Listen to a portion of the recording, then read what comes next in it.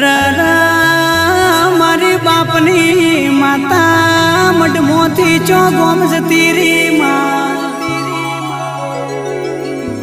દેવી દુનિયા બોલીને ફરી જી પણ દુનિયાના ડોક્ટરો એમને દવાની કોશિશ કરી પણ કેન્સર જેવા રોગ મટ્યા નહીં માં હવે તો